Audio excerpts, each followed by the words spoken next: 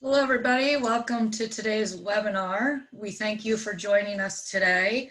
Now that most of you are partially or fully remote, we wanted to talk about the next phase of what that means for businesses. And with so many businesses having so many remote workers right now, we really need to start thinking about how we can keep those employees and ultimately your data and business secure. So my name's Christy. You may have heard from me before. We've been doing quite a few of these now. I'm going to be monitoring the questions per normal. And so if you have anything, this is designed to help you and equip you with the tools and knowledge you need to help keep your business secure. We're going to talk about what that means now and also in the future. So if you have questions, please chime in. I'll be monitoring those. And at this point, I'll hand it over to Sean to dive in. All right, thanks, Christy, and thanks for the people who are joining us today. And like Christy said, we're doing a lot of training webinars, literally on how to use some of the tools that are out there. Not so much security, because security is something that really happens behind the scenes, but ultimately things on video and voice and how to share information and documents and all that. So join us. I think they're every Tuesday, and they've been really good. We're having about 100 and some odd companies join us just to learn more about how to better work from home. So today we're going to talk about security, and I was going to try to keep it pretty high level here, but I want to just talk really about the goals and what we're trying to do, which is really set the stage for now. I think what we're going to see, and we're already seeing it, is companies have gotten to that WFH, work from home. And what companies are trying to figure out now, especially if you're in the IT department, or even if you work with us sometimes, how do we deal with it down the road when people are sharing information, the users, the company, and ultimately, there's people more than ever right now trying to get in from the outside. So scary thing we were just talking about yesterday, just sad time to see people really trying to break into our networks, but they are. So we're going to equip you with some things and questions and give you the some of the tools, and I'm going to call it tools, and tools result in a solution if you know how to put them together right, but tools on how to go about this. So as we kind of sent in our invite, I'm going to frame this up by saying, think about our business, and I'll show you some cool photos that we found there, but think about our business as like a castle. Inside we got the kings and queens and the knights and all the people who jibber jabber about what's going on in their business. So to me, they're users, and they're people that we have in our organizations, and those people can create internal threats that ultimately put us in jeopardy, when it comes to keeping our data protected, things like that. And then think about, our castle or our kingdom that we live in, or our business, is something that from the outside we have to protect from threats that come in. And so I listed tools here, and I'm going to call them tools. They're very, these are tools that are across many vendors, let's say it that way. Many vendors have these different tools within their portfolio of services, but I thought it was important that people were at least looking at this and going, okay, I think I have some of that, or I have a piece of that. And hopefully through all of this presentation, you guys will say to yourself, gosh, putting these things together is really what I need to do to be able to truly have a secure strategy for how we do business. And again, whether you work from home or inside your organization, I mean, it's an either or situation. You got to have these tools in place. So we're going to talk about all of these as we go through, but I just wanted to, and we'll come back to this at the end, but I just wanted to give you the idea of things happen inside and outside of the organization. So when we think about protecting our networks, that's just part of the play there. So going to move on. So we need to protect, ourselves from the outside world, as I mentioned before. And again, like I say, we live in a castle, and these days just having a moat with a couple alligators and it's not going to help you. So we'll talk more about what you need to do to be protected. And then at the same time, what happens inside of our kingdom is another set of challenges. And like I mentioned earlier, people are sending a lot of information more than ever right now, sharing information, sharing documents, getting it through different mechanisms. So it's not just email. And so we got to make sure that that's protected. And it seems so simple, but it's really not. And we'll go through that today. So questions to consider. And I'm going to roll through these slides very quick. And if questions come up, please ask me. So how, at the very high level, how can we make sure that your employees are accessing the right files and applications? What I mean by that is, the biggest thing going on, and I'll show you something in a second, you're getting a lot of malicious things that are coming through, and in some cases not necessarily getting in because you have tools in place that may be dangerous to your environment or to your user or to your organization. Devices, I mean, gosh, I carry 3, and frankly, my kids run around the house with probably 2 of them once in a while, and hopefully they're just having fun. But ultimately, you know, how do we make sure those things are secure? How do you spot phishing attempts or phishing attacks, which we're seeing a ton of right now? You know, we've been getting a lot of calls from video conference companies who use video conference tools. You know, we use it as well, but products like Teams and Zoom and all that. And I don't know if you're reading the news out there, but people are trying to hack in over those lines that, you know, that where they can, because people are sharing information over these bridges. And then what tools and policies should we be considering to help protect that, the users, the information, you know, our kingdom?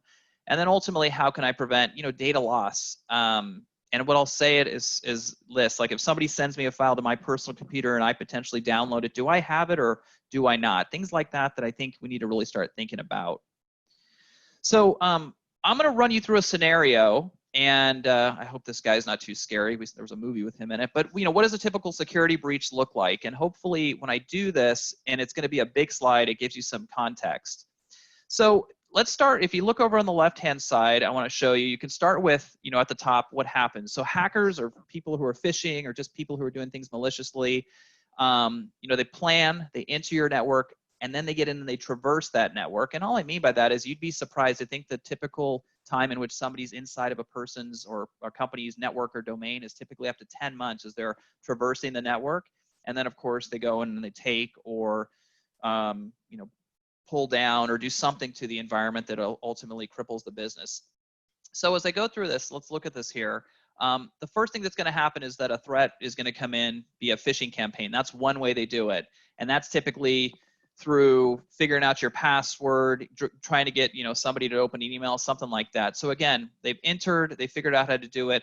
And one of the things we want to think about on the devices are tools that we can have in place. And again, there's Microsoft tools up here. There's other tools that we deal with out there that are really good, and I'll talk to you about them.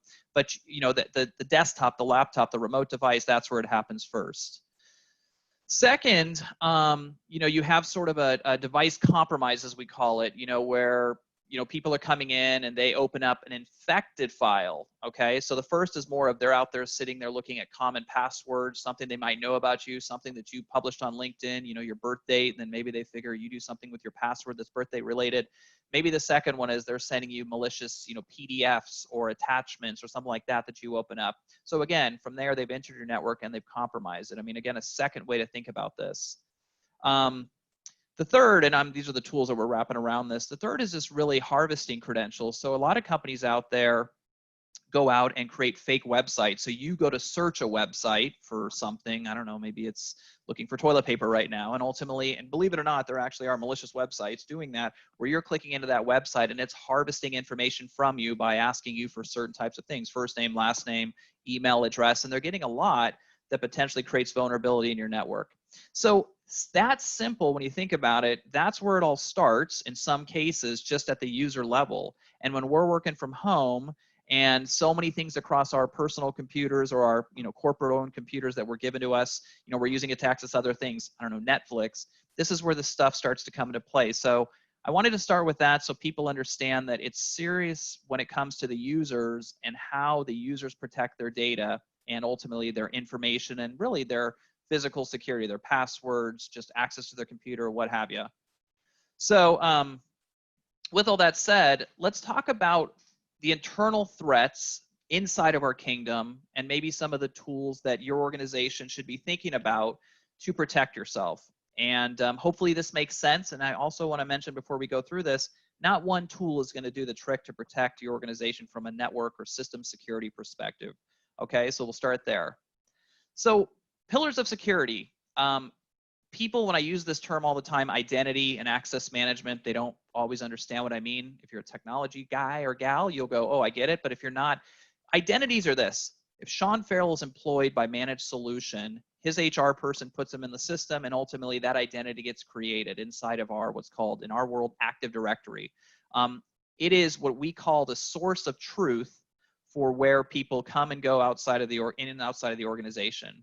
So in that, as you guys imagine, say you're in the sales division of your company, or you're in IT, or you're in operations, those groups or those identities are also given certain policies. And I won't go to the technical jargon, I'll just say group policies. So like the sales team can get into the sales and marketing folders. That's identities, and that's created by your IT people, administrators, engineers. And ultimately, if it's not done right, people are going to have different levels of access to different files and folders and different components in your organization. Say it's across, say you're using, I don't know, Microsoft Teams or Slack or something like that. And that can be very dangerous just within your own companies where people have access to the wrong stuff, financial files for that matter. Threat protection is simple as this. Companies are calling us every single day now asking us about, I want to do a penetration test on my environment. I want to understand what's happening from the outside world in. And ultimately, that's what threat protection holistically is how do I have threat protection in my environment so I'm protected, but how do I do it advanced of somebody coming in and, let's say, hacking my network? And so we'll talk more about advanced threat protection later. Information protection, just like it sounds, don't overthink it. You know, when we send out emails and documents and share Excel files and financial data and PDFs and you know, anything you can think of that has information in it, we have to protect it. And there's ways to do that. And we'll talk about it in this slideshow. But, you know, there's things like, you know, we'll call rights management, just like it sounds, and we'll go through it. And then security, you know, management. Really, everybody right now in the market, in IT and in organizations, CEOs are saying, and myself included, I want to make sure that I understand the unified amount of threats that are out there, you know, that are coming in or potentially coming in, and I want to have real-time insight into those. And in some cases, I want to make sure that if there is a threat, I lock down that part of the network. And that's where things like the Systems Operations Center or the help desk and things like that come in to make sure that if they see these things, or the tools see these things, frankly, they're locking people out. So we'll go through that. So let's talk at a high level about identity management and security. And I want to just start with simple things when you're working from home and how this might now resonate with you. So we're going to see a huge increase in load from so many people working remotely right now. And again, as I said earlier in the presentation, this is going to prevent huge vulnerabilities. People are logging in from hotspots at home, from Wi-Fi. Obviously, we're not sitting at Starbucks right now, I don't think, using their Wi-Fi. But ultimately, even though we hear that these things, these tunnels, these VPNs, these remote ways of accessing our networks are secure, we still have to enter in our credentials. We still have to make sure our passwords are secure. We still have to make sure that potentially we have other ways to get into our own information at our office. For example, if I get a code to my phone, that's not necessarily happening in a lot of companies right now, and that's where people are getting hacked. So that's one thing. The second one is that when people started working from home, I think a lot of organizations, from what we're hearing and seeing, actually kind of created folders or abilities to log in via the VPN or the remote desktop or the terminal server, and I could go on. And what they forgot to really do was look back at that identity and the identity access and say, wow, Sean, who's in, you know, let's say operations, he somehow now has access to all the financial files and the files. And because we didn't take the time to necessarily set up all that governance correctly, that puts us at risk too, just from our own internal perspective. So anyway, it's important to make sure our identities are secure. So beyond knowing that I'm authentic and Sean works for a company at Managed Solution, I also want to make sure that when Sean you know, logs in, there's a different way to maybe make sure it is really him. So I hope that makes sense. So what we're going to talk about here is what to do and what the tools are that companies may or may not be using to help with identity and access management. So the first one is sort of protect at the front door. And what we mean by that is this. The first thing we do when we get up in the morning, aside from shower and all that, I hope we do that, is we get in our computers and it asks us for a set of credentials. And everybody knows how to do that. Typically today, I think it's less than 5% of companies globally have their credentials, they log in, and then they have to either VPN into their network or something, but they get access pretty immediate. The thing that we're seeing more and more and more of these days is if I really want to make sure I am who I am, I will log in and then my computer will say to me, hey, I'm going to send you a code or a text message or an email message, or even, you know, some people carry key fobs, and it's going to give you a code. Multi-factor authentication. I won't go too much further into that. A lot of companies don't have it, but ultimately that is they call it, it's something I know, my password, and something I have, my cell phone, to be able to make sure it's really me. Super important, very basic tool, but something everybody should have. Safeguarding your credentials And in the middle one, it's kind of like the thumbprint. A lot of people are using thumbprint, eye scan, a lot of that stuff these days. But again, something that gives a second way of authenticating is important. Safeguarding credentials. We run scans and tools to kind of look at basic penetration testing for our customers all the time. And we find that most companies don't have password policies. Not to mention, if there is a password policy, let's say it's set to expire every 30 days, or it has to have a certain sort of algorithm in it, most companies don't necessarily do that. And in fact, when they don't, or if they do, the one thing they want to be able to do is allow their users to re-up their password every certain in a certain period of time. So say 30 days. So we highly recommend tools called self-service password reset to companies, so that it forces people to reset their password and ultimately keeps you more secure. But those are some of the basic pillars behind just the user and the identity and how they access the systems and the networks they work in. So let's talk a little bit about threat protection. And again, we talk about the term just like it is, threat protection. We want to make sure we know about what potentially comes in. But again, we want to do it in advance of anything that's coming in from the outside or from the inside. So threat protection is a tool that ultimately, and there's a lot of vendors who do it, and I'll talk more about it in the slideshow, that is really looking at things happening from the outside in. I'll give you an example. Picture a map of the United States, and if you look at the stuff you're seeing right now on coronavirus, you're seeing a lot of different bubbles throughout the US on where it's more rampant than others. Think about advanced threat protection and tools like that, or insights that show you a map, and maybe there's a map where in Florida there's a red dot that pops up and it looks like it's Sean Ferrel trying to log in to manage solution. The reality is, this tool, the advanced threat protection tools, are going to go in and say, wow, I know Sean's not in Florida because he's been logging in from California for the last 5 days. So this seems to be a threat, and I want to get ahead of it and ultimately shut down, or potentially to make sure it is Sean, make sure I have tools like multi-factor authentication to make sure he can log in securely. So that's the idea of threat protection or advanced threat protection. Get ahead of it, detect it, respond to it. We have a ton of companies right now who are saying I need the tools to see what's going on, but then when there's a detection of a threat, you have to have something or someone to respond to it, and that's not always easy with limited IT staff. So information protection, just like it sounds, again, I wanted to keep these tools simple for today, but we want to protect sensitive data that goes in and outside of our organization. And what I mean by that is, it comes from our devices, it may go to our on-premise servers, it may go to the cloud. But again, we want to be able to detect what's going on, what information is being sent out. If you're a compliant company, HIPAA, or you have NIST, or HITRUST, whatever it might be, there are certain things, patient information or credit card information or social security information, that just can't be sent out. So information protection is where we go into organizations and ultimately help them protect against information going out. And there's ways to stop that, which we'll talk about later, through giving like different rights to how email travels, how messaging, whether it's chat or instant messaging, or even things like text messaging, how that goes out between an organization. So information protection, I'll kind of keep going here. When we think about, and I'll give you an example, sending an email, okay, we might want to do it from a secure perspective. We might want to say in this email can go to this group of users, and then that group of users can't forward it or send it out to somebody else. Okay, so that idea behind allowing certain things to go to certain places and then stop, that can be done. If we want to be able to do things like send a document to somebody, allow them to read the document, but essentially not write to that document, make edits or change it or download it, we can do that.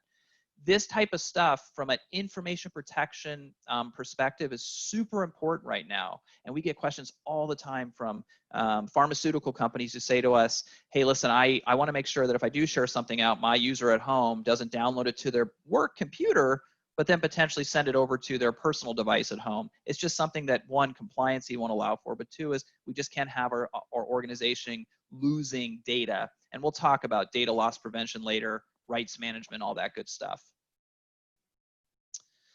So the next one I wanted to talk to you a little bit about, again, from the inside out, is I'm going to call it enterprise mobile management. And for many, many, many of us out there, we talk about MDM or mobile device management, but the whole world has been flipped upside down, not because of the recent events, but because You know, the big companies got with the program a few years ago and realized MDM really to me is mobile devices as a whole. Tablets, smartphones, laptops, you name it. How do we manage those and manage them better? And then, you know, it used to be, how do I remove or wipe access from somebody or give them certain access to some things? Now it's become more of, how do I use enterprise mobile device management tools to ultimately push information to a mobile device, deploy an app, upgrade the operating system, you know, set certain permissions on it, you know, segment, let's say, my music app from my work stuff. I mean, all that stuff, that's what's coming up in enterprise mobile management. And so, you know, when we deal with products like Office 365, which most of us have in this day and age, you know, we have people using mobile devices, and we use tools that integrate through Office 365 and through Microsoft to set permissions and send down information to those mobile devices on an app that we've installed on that phone. In our case, we use Intune a lot from Microsoft because it's included in a package of software, and other companies, you know, have their own, AirWatch, Mass 360, you name it. But it's super important we understand that it's not just about having something sitting on the phone to manage it, but more so, how do we push and pull information to that device and do it securely? So the thing we talked a little bit about earlier when it came to like information protection was like, how do we do that? And so just like, again, the term says up here, rights management server, companies want to create rights, whether it's at the corporate level or at the individual level for their users. So as I say in here, let's just take an individual user who's going to send out an email to a certain group or a team within their organization. We can turn on and create governance meaning policies that allow companies to say, hey, listen, if this user is trying to send a social security number to this group of people, it won't allow it. Or that user, if given permission, can go ahead and set policies to say, hey, I'm going to send this email out to this group of people, but it can't be then forwarded to others. Super important as they create, or we create, rights and management of data and information in our organization. So one of the things that I think people ask me a lot on our webinars we're doing in training is, especially as we're talking more and more about sharing of documents, is when I send a file like that's protected, a Word document, let's say, I send it out to a group of people and I want them to read it. Maybe it's a proposal for something. Can they do anything with that file? You know, meaning, is it protected? The answer is no. Could we even pull back the file if we wanted to? The answer is yes. So we're keeping people from essentially copying data outside of the organization or storing it to, say, a cloud storage device outside of, you know, our typical castle. So that's rights management. Data loss prevention, DLP for the technical peeps out there. You know, really data loss prevention is again another form of keeping and monitoring what's happening with sensitive data inside your organization. So what's happening is these tools are scanning across your network, whether it's Office 365, SharePoint, third-party apps like Dropbox or Box, and really looking to protect and give tips to the user and the organization about things that may or may not, or should not be shared in and outside of the organization. So it's looking for information that needs to be protected, that doesn't or should not be lost. And that's really what DLP is all about: monitoring, detecting, and then keeping and educating your users on things that they should or should not be moving across their own network, or potentially the World Wide Web, I guess you could say, or the outside world, outside of our castle walls.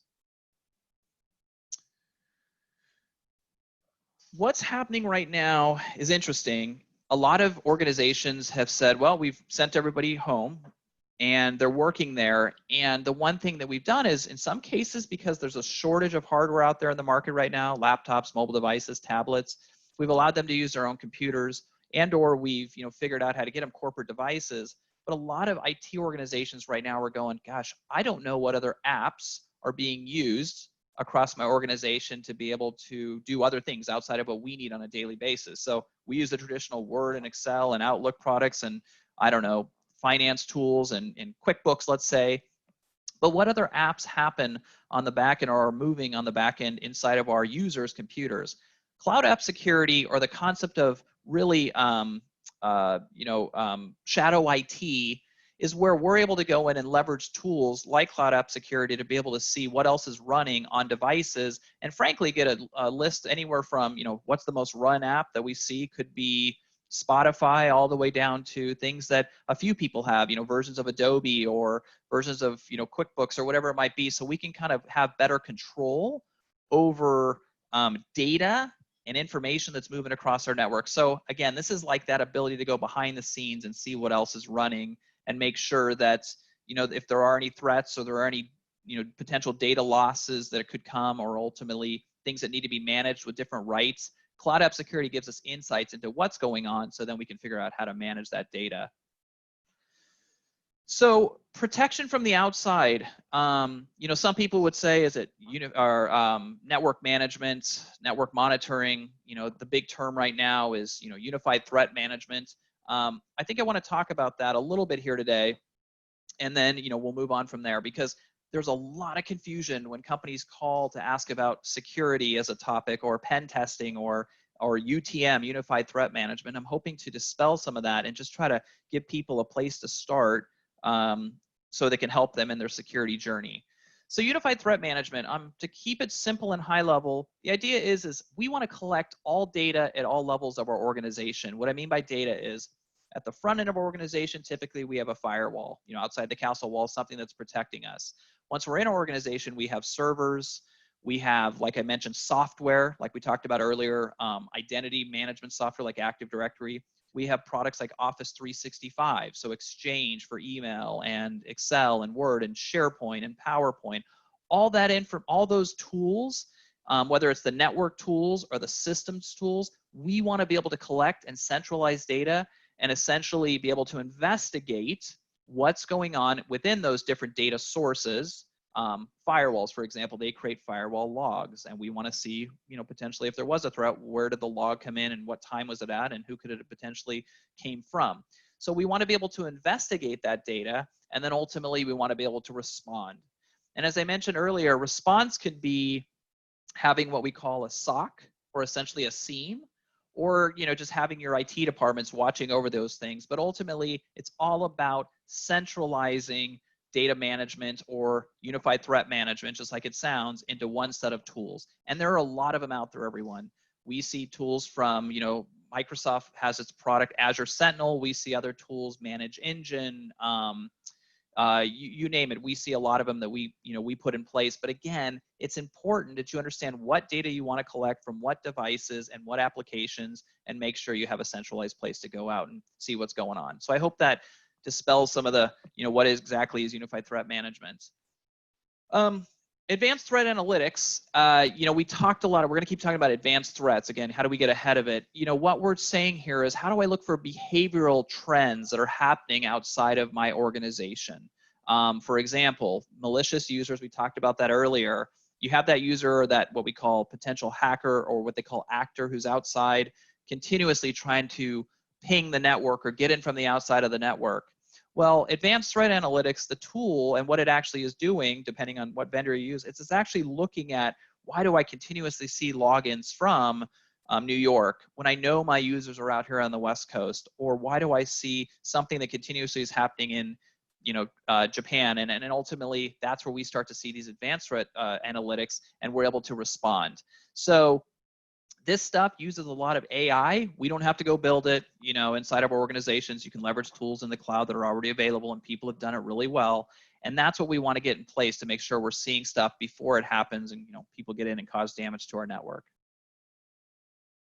So the next one I want to talk about is advanced threat protection, really for products like Office. Okay, so what we're seeing, aside from the network and the systems, or the server side, or the data center side of the house, as we talk about advanced threat protection, is really inside of our own apps. I showed you at the beginning of this the person, the user, who was logging into their computer or their device, and ultimately that person, as soon as they logs in, is inside of Exchange or email, or they're inside of their Word doc, or using a PowerPoint like we're doing today. And as soon as that happens, you want to have tools turned on, again, Office Advanced Threat Protection, to be able to say, hey, do I see somebody maliciously trying to come in through my email account? Again, any sort of front door we leave open, and it's not really managed from a security perspective, creates vulnerabilities in our network. And again, this goes back to tracing like we talked about, or recognizing patterns that happen, say from Florida again, where somebody seems to be trying to log into my computer. That's what this stuff does from a threat protection perspective. The next, and again, by the way, I need to pause or anything, guys. I'm trying to keep this high level today so everybody understands, and everybody understands that security is systems and network and all of the above put together to create really a security posture for your organization. So Office 365 Threat Intelligence, like we talked about, is it looks back into, and again, there are tools that you can layer right on top of what you already have in your Office 365 account. Dashboards, proactive security management, where you can set policies. I don't know if anybody's ever looked at, some of the different security tools out there, but Microsoft Security Center, which you're probably already hooked up into if you have Office 365 and what we call a tenant in Azure, could easily be turned on to give you these tools through a security center. And again, we're going to hear a lot about Microsoft and Amazon and Google and all these big players with their cloud platforms. Azure for Microsoft is where this all starts with their platforms like Security Center on top of it, where then they monitor, as we talked about, through like threat intelligence for Office 365, what's going on inside your user base. So again, you can get as granular as Office 365 threat intelligence if you should so need. So I wanted to just kind of bring this back to the beginning and just talk to you guys a little bit more about these tools, and just, as maybe you guys take a screenshot or, take a picture of this, but we went through, at the very topical level, setting up our identities from the internal side so they're done well. So for all us Active Directory organizations out there, and I'd say 99% of the world does have Active Directory, we have to make sure that our identities and our policies are set up correctly. So our sales team doesn't have access to our finance folders. We should always make sure we have some form of multi-factor or two-factor authentication set up for our customers. We also want to make sure that the traditional term that everybody uses, single sign-on, that authentication, those credentials that I use are appropriately giving me access to the applications I use, whether it be Salesforce for CRM or NetSuite for some of my ERP, or some other big platform that we use, or small in our organization. Single sign-on is critical because, again, it starts with the identity, and if you're using multiple passwords to get into multiple things, it oftentimes breeds problems. Enterprise device management, we talked about that. Don't think about it as mobile device management anymore. Think about it as how, from the day that I employ a new employee to the potential day, unfortunately, where that employee is not here, how can I manage from my identity system, we talked about above, all the way down to that mobile device, the life cycle of that person, and having the right enterprise device management, or MDM, as they would say in the olden days, is super important right now. And a lot of companies just have gone without. And I can't stress enough with having multiple devices for each user how important that is. Self-service password reset. While it seems so simple, I mentioned earlier, 5% of the world is actually doing this today. And frankly, a lot of our global organizations or partner organizations, if we're dealing with like GDPR or even the new California Privacy Act, people are saying, if you're going to work with us, you have to have these things in place. So having self-service password reset is super important. And what I mean by that is give your users the ability to change those passwords every so often, make those passwords somewhat complex, and that protects you, again, from that user attack coming in from the outside. We talked about rights management. I can't stress it enough. People are terrified about when I send a doc or wherever it goes and it hits that user, how do I then prevent it from potentially going any further, or potentially allowing certain, call it customer or patient or other types of internal information for being sent out if I as a company govern and say it can't be. So doctors and healthcare organizations, or biotechs, or financial firms right now, banks who are just going to really take off here because of what's going on, have to make sure that data is protected. So that's rights management. And then, of course, with that comes data loss prevention, just seeing where data inside of the network, across many tools, like we mentioned earlier, SharePoint or Teams or other tools that you guys are using for collaboration, certain areas where we might see data that shouldn't get lost or should be put outside of the organization that could be, and get ahead of that so we don't have any type of data loss. From the outside in, I mean, there's a lot of tools, everyone, but as I mentioned earlier, the key is advanced threat protection and ultimately understanding, what's happening from the outside in. The second one is just understanding the analytics behind those threats and just trying to get ahead of that. And then if you see them, ultimately, potentially segmenting or turning off, or kind of keeping people from the outside in from even coming into your network. Unified threat management, which is the big term right now, is really about just unifying all this information across my internal and external threats and getting centralized management of those, which again, we do it. There's lots of tools to do it with, but again, it's super important as you look at your security posture going forward. Firewall logging and management, you know, for a lot of us out there, well, for every one of us out there, we all use some form of firewall or, you know, I won't go into the technical stuff, DMZ or something like that that ultimately keeps the network in some cases secure. But it's super important to not only turn on services that come in some of these firewalls that you may not already be using, but to ultimately look at adding additional services, you know, analyzing tools that come as part of a firewall, or maybe even a licensing add-on for your firewall, or let's just call it network security. And then the last one I highly recommend is just information protection again. As information flows in and out or it's coming in, you want to understand what that looks like and if it creates a threat or can be threatening to the organization. So that's, for me, the 5 or 10 on each side of the house or each side of the kingdom that you guys need to be looking at and getting in place. And again, one doesn't work without the other. You could have multi-factor authentication, but if you're not seeing the advanced threats coming from the outside, well then, how are we really managing security? I mean, it becomes, I think, piecemeal in many ways. So again, understanding your unified way of managing security is going to be important. John, if you Yeah. where would you start with this? I mean, think about maybe if you don't really have anything in place right now, or maybe the bare minimum, what would be your advice as far as like prioritizing these? Because we're talking a lot about it, a lot of different tools here.